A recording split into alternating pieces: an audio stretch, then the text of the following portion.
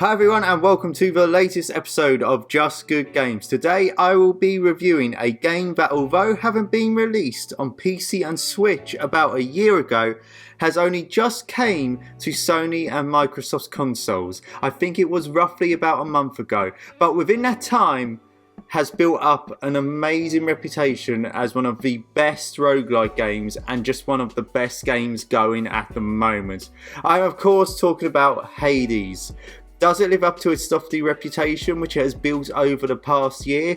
Well, there's only one way to find out, and that's by watching this video. But before we continue, I would like you to do just one thing, and that is go down there and hit that subscribe button, please. Roguelike games live and die by their gameplay. If your gameplay loop isn't well constructed, has a tough but fair learning curve, is addictive, and at the end of the day, is fun, then players are not going to be coming back and repeating the same things over and over again. I am pleased to say that Hades ticks all of these boxes. If you want to be simplistic about it, then you could say that the combat is very hack and slash. It most definitely is that, but it's so much more. You have 6 weapons to choose from and to unlock. Each requires quite a bit of skill to master, and it's worth giving each a go. At one point I thought the spear was going to be the weapon I would master, and I was doing a lot of runs with it, but I swapped just on a random whim really, and found that I now have a better weapon to use. Then, to add even more to this, each weapon has 4 subclasses and these can be upgraded. It's a surprisingly deep system, and it only reveals itself after getting to a specific point in the game. And this is also part of the game's charm and great difficulty curve. When you think you hit a wall and you can't do it, and it's just getting so repetitive, if you keep going at it and push towards the next upgrade, the game tends to reveal a new layer to the gameplay, and this helps you push on.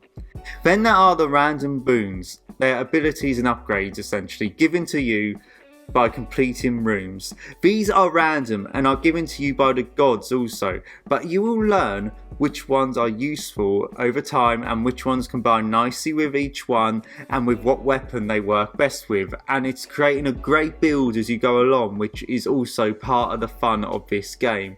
Now that I've covered the combat, the basic premise of the gameplay is such.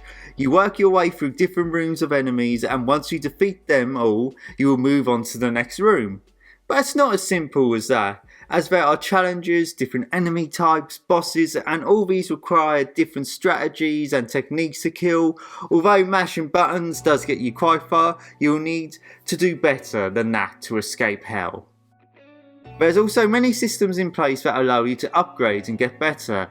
There's darkness that you collect that allows you to upgrade your stats, gems that allow you to buy new items for the hub, such as the challenge desk, and the challenges of the challenge desk gives you rewards and feeds you more currency to upgrade your weapons, boons and yourself.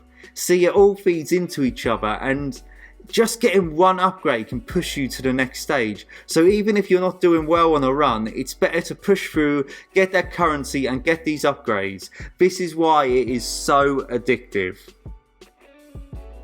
The story is very simple but very awesome. You play as Zagreus, the son of Hades, as he attempts to escape from the underworld to reach Mount Olympus. At times aided by gifts bestowed upon him by other Olympians. As I've said, very simple, but there's more to it, and this is told in flashbacks that you unlock via making progress. I'm not going to go into these that much as I don't want to go into spoiler territory. It's good to discover these things for yourself, you know. What elevates the story from its simplicity is that the characters are just full of personality and are memorable. All the gods of Olympus are just great, and Cerberus is definitely a standout. Zagreus is a cool protagonist, and Hades is an awesome villain, although there's more to him than meets the eye. There's a reason that this was last year's Game of the Year for so many. It's a game that is full of character and charm. It also helps that the gameplay loop is so addictive and the gameplay has a good variety and depth to it that keeps unveiling itself as you progress. There's no real downsides to this game except that it might get a little bit repetitive, but when it feels like this, it tends to throw something new at you. So with this all being said, I am going to give Hades a just essential games. Right, thank you for watching and making it to the end of the video. All I need you to do now is go down there, hit that subscribe button, like, share, follow us on Instagram, Twitter, and follow us on Twitch, Just Good Games 18s, to check out the streams, to check out me playing Hades. So thank you once again, and once again you have been watching Just Good Games.